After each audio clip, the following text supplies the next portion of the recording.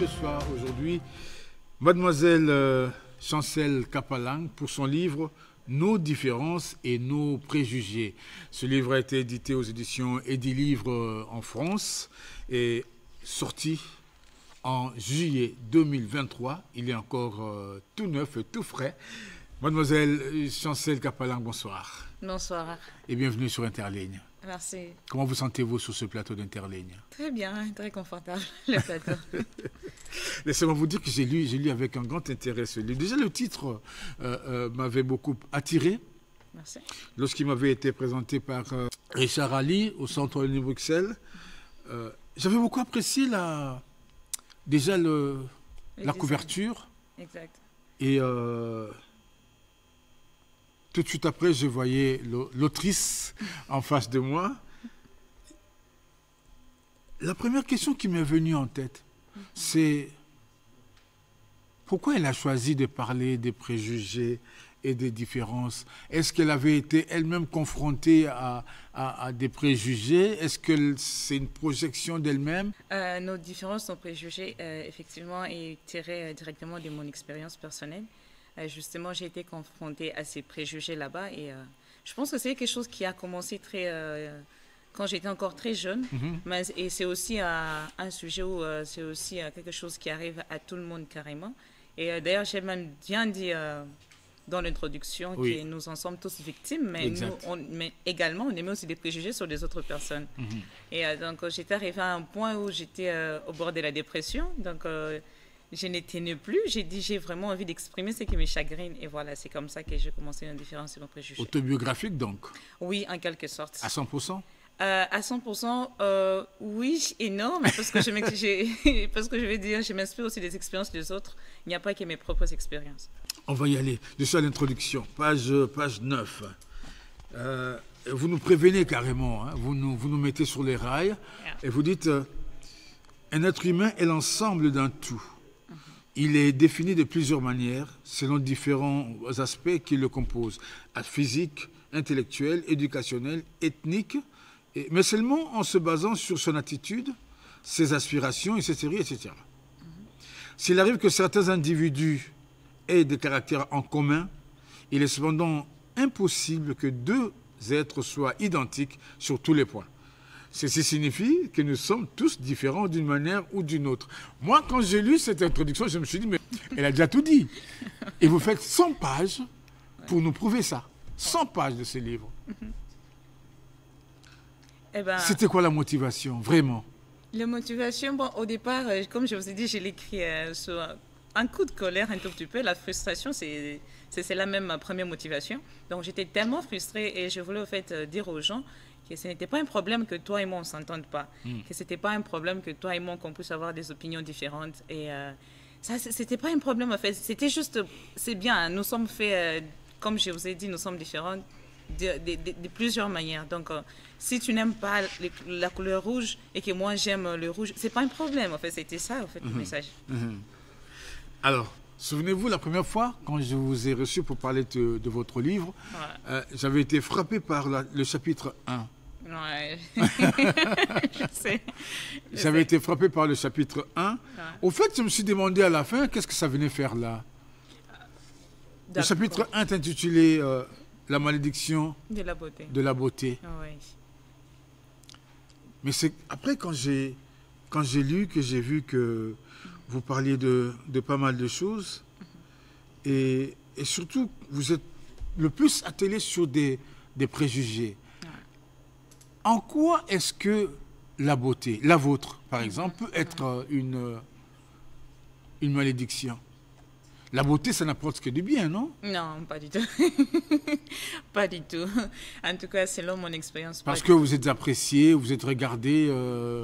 Oui, mais il y a la jalousie, c'est pas une bonne chose. Ça n'apporte pas que du bien. Ah non, on parle pas de jalousie. Ah oui, mais moi j'en ai un peu dit. Et concernant, c'est plus en fait, quand j'ai parlé de la malédiction de la beauté, c'est en fait à la base c'était un chapitre qui devrait englober tous les préjugés concernant les apparences d'une manière générale. Mais c'est le cas.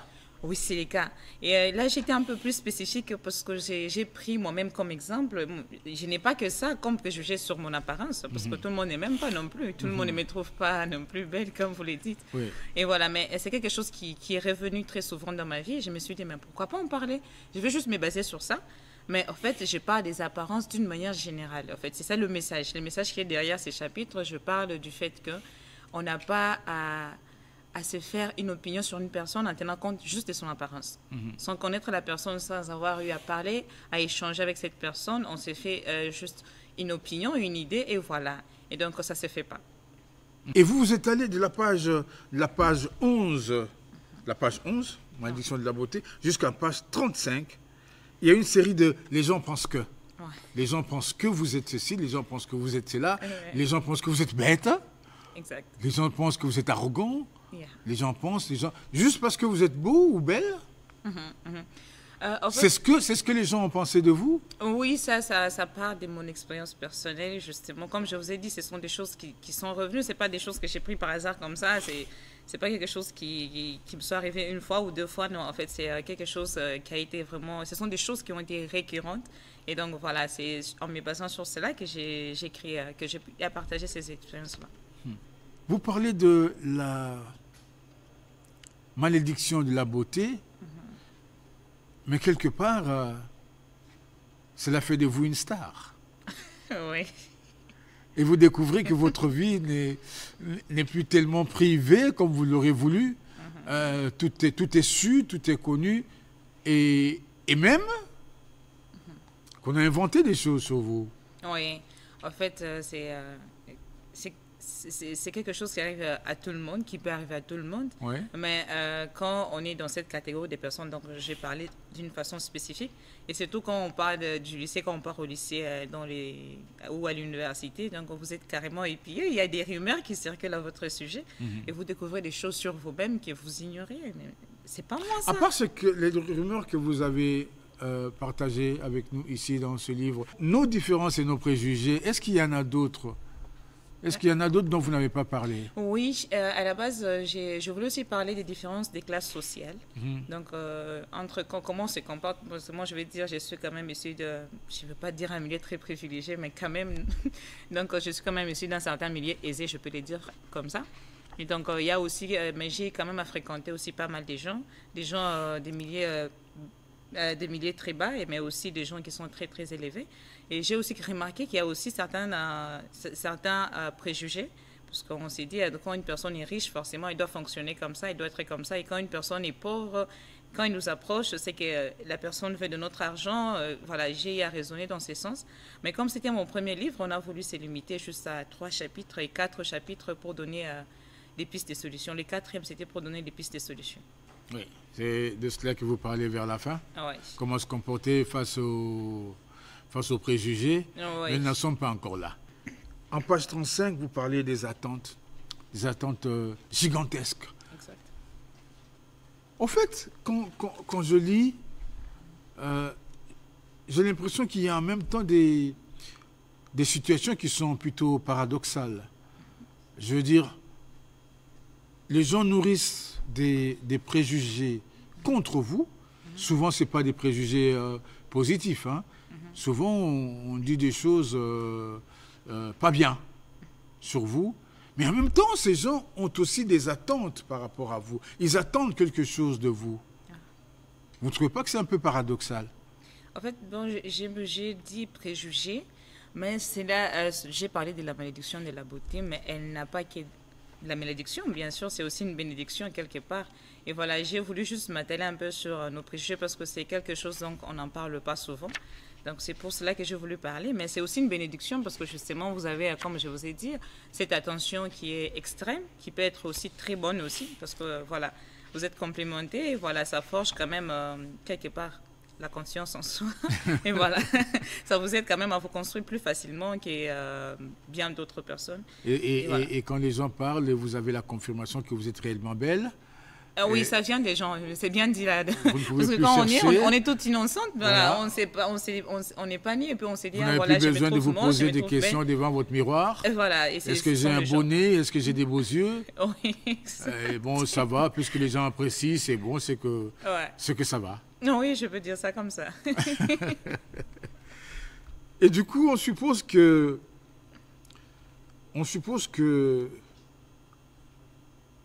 une fille comme vous ne peut pas être célibataire. Là, je suis en page 39. Elle ne peut pas être célibataire. Elle ne peut pas. Elle est insensible vis-à-vis des autres. Elle est trop attirante. Ça dépend toujours. Hein. En fait, il faut être bien spécifique parce que Après, c'est vrai. il faut être spécifique. C'est pas pour tout le monde. J'ai bien dit, ça dépend des milieux et des personnes. Et quand vous êtes dans le malheur, ça fait du bien à certains. Ouais. Vous avez expérimenté tout ça? Vous avez connu aussi la haine dont vous parlez en page 45? Ah oui. Et vraiment, c'est un livre aussi un peu autobiographique, comme vous l'avez déjà dit au départ. Oui.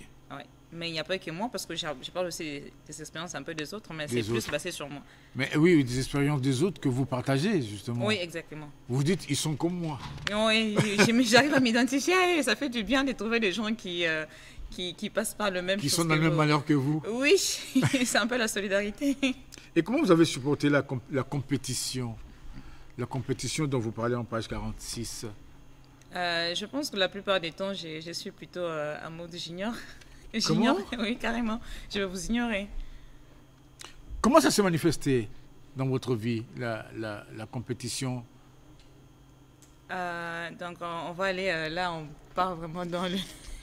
Parce que malheureusement, Le sujet. vous savez, Oui. c'est très difficile de parler de votre livre sans parler de vous, parce qu'on on l'a dit, vous et moi, que c'est forcément profondément autobiographique, même si vous parlez aussi des expériences des autres, mais c'est d'abord vous. C'est d'abord vous, et les expériences des autres dont vous parlez, c'est celles qui concordent, qui vont dans le même sens que les vôtres, celles que vous partagez, comme on vient de dire. Donc, ne soyez pas gênés quand je dis vous. Non, ne vous inquiétez pas, je veux bien. Je veux bien. Voilà. Ne vous gênez peut pas en quand je parler. dis vous, mais parce que ici, il ne s'agit que de vous. Ok. Oui, bon, je peux prendre un exemple. C'est d'ailleurs celui-là que j'ai donné dans les livres. On peut parler par exemple de l'habillement. Bon, justement, quand je fais des choses, je les fais pour moi-même. Je ne le fais pas pour être plus que tel ou plus que l'autre. Et donc, je ne donne pas la peine de vérifier comment tel est habillé, sauf si on m'a demandé mon avis, parce qu'en passant, je suis styliste, donc des fois, on me demande l'avis. Oui. Comment tu trouves mon look? Et voilà. Mais je ne passe pas mon temps à m'habiller en fonction de tel ou de tel autre, alors que les autres les font. Les autres le font Oui, en fonction de moi, vous. Voilà. Ah oui? Ouais. Comment vous le savez? Comment je le sais? C'est parce que c'est eux-mêmes qui viennent et ils vont commencer à me parler. Voilà comment je suis habillée. Je suis habillée plus cher, tu achètes tous tes vêtements, mais bon, moi j'achète mes vêtements, ça me plaît. Et non, moi j'achète toujours mes vêtements, par exemple, qui sont dans de grandes boutiques. Donc, pourquoi tu t'habilles toujours aussi moins cher? Mais oui, le problème, c'est que je m'habille moins cher. C'est une belle expérience à traverser, n'est-ce pas? Non, mais les préjugés, c'est pas des bonnes expériences. Non? Non, pas du tout. Mais ça vous permet aussi de savoir ce que les gens pensent de vous. Hein? Oui, mais en fait, quelque part, j'ai dit, si je pouvais bien m'en passer, moi.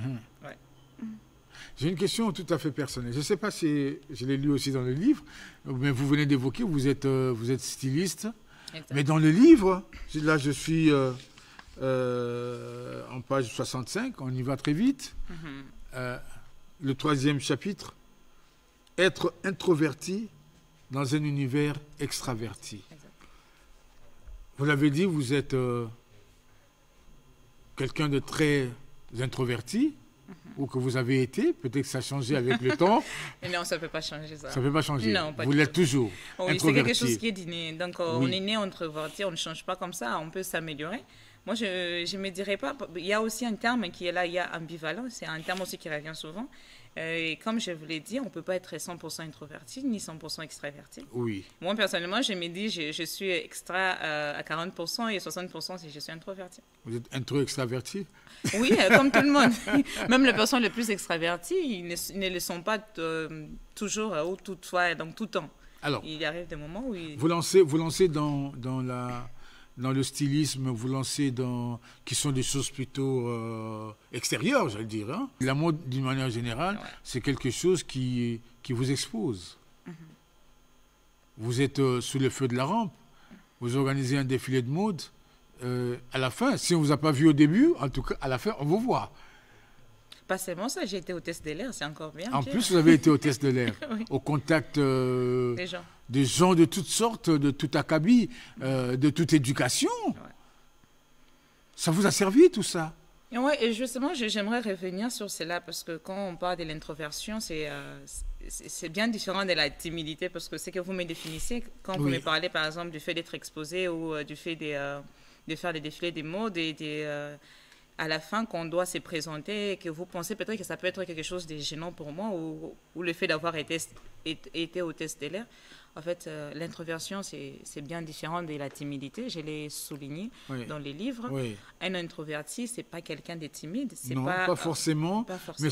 Mais c'est quelqu'un qui n'exprime pas toujours ce qu'il pense. Toujours. Voilà, vous avez bien utilisé le mot « toujours ». Voilà. Non, mais quelquefois, la personne exprime ce qu'elle pense. Donc, il faut... Notamment en créant de beaux modèles, c'est ça? Oui, d'ailleurs, c'est aussi un moyen d'expression. Est-ce que ça a été de découvrir que vous êtes cette passion pour le stylisme, est-ce que ça a été pour vous comme un exutoire? Non, ça, je dirais... oui. Comme vous l'avez dit, d'ailleurs, je vais souligner quelque chose avant de revenir à votre question. Les introvertis, ce sont pour la plupart, ça c'est selon les spécialistes, ce sont des personnes qui sont réputées d'être des personnes très créatives. Très créatives. Exactement, ça, parce que justement dans la créativité, je suis dans mon coin. Oui. Je ne suis pas en contact avec vous. Donc je vous donne, je vais m'exprimer, mais c'est après que vous allez voir mon produit. Mais au départ, je suis moi-même, je suis dans mon coin, j'essaie d'imaginer, voilà, dans mon univers, qu'est-ce que j'aimerais faire comme robe, voilà, qu'est-ce que j'aimerais écrire, mes idées. Donc c'est quelque chose qui est propre, pas seulement propre, mais c'est quelque chose qui arrive très souvent aux introvertis. Et voilà. Donc je pense que c'est quelque chose, c'est une passion pour moi, la mode, je vais dire ça comme ça. Ouais. Et ça vous va bien? Ça vous va bien? Je reviens à ça. Est-ce que c'est ça qui vous permet, vous l'avez presque dit, hein, mais bon, je voulais quand même que vous le disiez plus expressément. Ouais. Est-ce que c'est le moment, quand vous êtes en train de créer, c'est le moment pour vous de dire, mais voici ce que je suis, voici ce que je pense, voici ce que je sens. Ouais.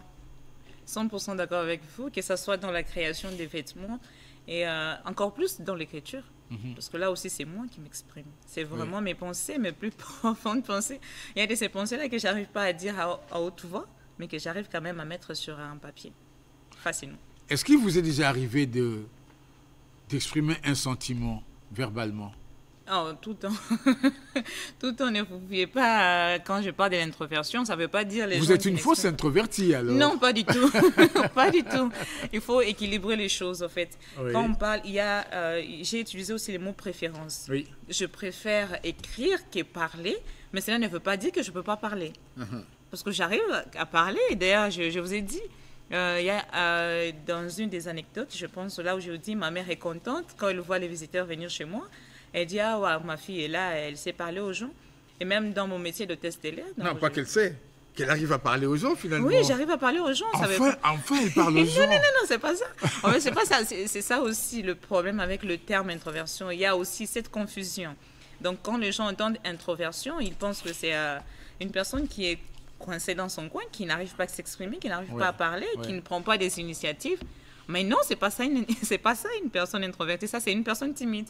Et ça, la timidité, on peut être la personne la plus extravertie du monde et être timide. Et quand les gens vous disent que vous traitent d'antisocial, que vous n'avez aucun égard pour les autres, que justement, comme vous venez de dire, vous vivez dans votre petit univers, que vous ne partagez avec personne, comment vous vous sentez? Vous leur dites non, vous ne me connaissez pas. C'est pas vraiment ça. Je dirais que ça dépend de notre degré d'intimité avec la personne. Quand c'est une personne proche, oui, quelquefois ça peut être blessant parce qu'on s'est dit, mais comment est-ce que cette personne, alors que j'essaie de partager ma vie, j'essaie de partager mes opinions avec elle et comment elle peut me dire que je suis antisociale. Mais quand c'est une personne que je ne connais pas, mais bon, ça peut ne pas me toucher, pas du tout. Mais quand c'est une personne proche, ah oui, justement, ça touche. Ah oui? Oui. Qui vous disent ça? Oui. Parce que je me dis, j'arrive quand même à m'ouvrir avec vous, parce que là aussi, il y a quelque part où j'ai dit, les personnes introverties, ce ne sont pas des personnes qui ne s'expriment pas, mais ce sont des personnes qui s'expriment dans un certain cadre. Et justement, la plupart du temps, ce sont des cadres intimes, ce sont avec des personnes avec lesquelles elles se sentent le plus à l'aise. Et donc, quand j'arrive déjà à partager quelque chose de près avec vous, c'est que je me sens déjà à l'aise avec vous. Et donc, quand Et si après, vous revenez me dire t'es pas bon, t'es pas bien avec les autres, tu vis dans ton petit monde, Oh, oui. et ça choque. Oui, ça choque un peu parce que justement, quand je dis nous sommes des personnes différentes, on partage à un rythme aussi qui est très différent. Il y a des personnes qui sont à l'aise de parler d'elles-mêmes, voilà, pendant toute une journée, pendant toute une heure, et la personne va déballer tout. Et alors que, par exemple, moi, j'aurais besoin du temps, j'aurais besoin de réfléchir, et on y va mollo mollo. C'est comme ça. Il y a aussi cette notion de rythme. Je peux m'ouvrir à vous, mais pas au même rythme peut-être auquel vous vous attendiez. Et voilà. Nos différences et nos préjugés de Chancel Kapalang, c'est un plaisir de partager. Au fait, vous nous permettez à tous, même à ceux qui ne vous connaissent pas et qui lisent ce livre, de saisir ce que vous êtes en réalité. Oui. C'est comme si vous aviez envie de dire aux gens, comme je disais tout à l'heure, ne pensez pas que je suis... hein, quand vous alignez là, les gens pensent que, c'est comme si vous aviez envie de dire, non, je ne suis pas ça. Ah non, je ne suis pas comme ça. Détrompez-vous, je suis plutôt... Bon, ça, oui, d'une certaine façon, je peux dire ça comme ça. Mais je ne l'ai pas fait que Est-ce que vous avez envie de dire ça? Oui, quelquefois. Est-ce que vous avez souvent envie de dire ça? Oui, quelquefois, oui. Parce que quand vous arrivez vous approchez près de moi, j'aimerais que vous soyez ouvert autant que je le suis. Laissez-moi m'exprimer. Donnez-moi la chance de m'exprimer pour que vous fassiez votre opinion. Au lieu de vous faire directement une opinion, donc vous ne m'avez pas parlé. Et voilà, il y a de ces opinions qui sont vraiment très, très fortes. Par exemple, quand vous insinuez, juste en me voyant comme ça, que je ne peux pas être intelligente, voilà, que je dois être une fille légère, et voilà, c'est des choses qui peuvent être blessantes. Ouais. Vous savez, quand on était à l'école ou à l'université, on disait souvent, les femmes belles ne sont pas intelligentes. Voilà. C'est pas de leur faute. Oui, c'est tout un système en fait. C'est pour cela que j'ai dit, bon, si je n'ai pas apporté parce que la fille la plus intelligente de la classe, c'est pas la plus belle, souvent. Ça, peut-être, c'est votre expérience. Je ne parle pas d'expérience, je parle d'opinion. Ben, moi aussi, j'ai mon expérience en moi. Parce que j'ai pu faire les reines des beautés, être première de la classe en même temps. Et donc, vous voyez, ça peut aussi s'accorder parfaitement aussi. On peut être reine des beautés tout en étant première de la classe. Et pourquoi pas première de toute l'école, parce que ça, là aussi, je l'ai été. Voilà, dans une période, j'ai été vraiment première de toute l'école.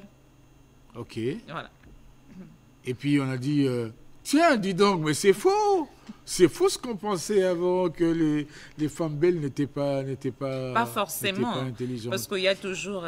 encore que l'intelligence, ça n'a rien à voir avec le physique, avec l'apparence physique. Voilà. C'est juste des opinions, des préjugés, encore une fois. Exact. Mademoiselle Chancel Kapalang, nous sommes à la fin. Est-ce que vous avez un petit mot ou quelque chose que vous auriez écrit peut-être dans ce livre que vous n'avez pas eu le temps d'écrire? Dites-le maintenant. Vous n'avez pas trop parlé du deuxième chapitre, mais c'est un chapitre qui me tient beaucoup à cœur, parce que c'est un chapitre qui aide beaucoup de jeunes, et c'est un chapitre qui aide beaucoup de jeunes par rapport à l'orientation de leur choix, vocation, métier, tout ça. Et il y a aussi cette pression sociale, pression familiale, et surtout ici avec nos parents africains. Oui. Et voilà, il y a toujours dans le choix des études à faire, oui. Les parents se font déjà un portrait robot de l'enfant qu'ils voudraient avoir. Oui, voilà. Je me dis qu'en fait, les parents, ce sont des coachs, ce sont des guides, ce sont des encadreurs. Mais ça, c'est mon point de vue en tout cas. Je ne pense pas qu'ils doivent imposer ces choix-là à leurs enfants parce que j'ai connu pas mal d'expériences. Je vous dis, moi c'est plutôt par défaut parce que j'avais quand même un choix. Je voulais être comme vous. Mais j'ai quand même un père qui est assez démocrate. Donc, je lui ai parlé. Il n'était pas très, très d'accord. Mais après, il m'a dit, c'est possible, ce que tu aimerais faire, vas-y. Mais on se retrouve souvent avec les autres amis. Voilà, il y a beaucoup de gens qui font des choses qu'ils n'aiment pas, mais ils le font parce qu'ils ont été forcés à le faire, parce qu'ils ne voulaient pas décevoir les parents, on ne voulait pas décevoir l'oncle qui paye les études. Voilà, c'est un sujet aussi qui me tient à cœur. On est arrivé à la fin de cette émission. Ah, ça passe Chancel vite. Capalangue, ça passe vite, en effet. Les bonnes choses ne durent pas. Ah, oui. On l'accepte comme ça. Et on se dit au revoir. Oui, au revoir. J'espère à bientôt aussi. Repassez bien sûr à bientôt, bien repassez quand vous voulez. On attend le second livre. J'ai ouï dire qu'il était déjà en chantier. Oui. Il parlera plus de différences et de préjugés. Non, pas du tout. Ça, c'est un autre univers, un univers complètement différent de celui-ci. D'accord. On l'attend impatiemment. Mais pour l'instant, moi, je vous dis encore une fois merci d'être passé à Interligne. C'est moi qui vous remercie. Et à vous, aimables téléspectateurs, vous qui nous avez prêté de votre temps, vous qui avez suivi Interligne ce soir. C'est la reprise sur la RTNC grâce à mademoiselle Chancel Capalangue et son livre Nos différences et nos préjugés. Allez en librairie, allez dans les réseaux sociaux, allez discutez-en, allez à la bibliothèque du Centre de Bruxelles. Richard Ali vous recevra et nous vous retrouverons plutôt très prochainement pour un autre numéro d'Interligne. Au revoir. Au revoir.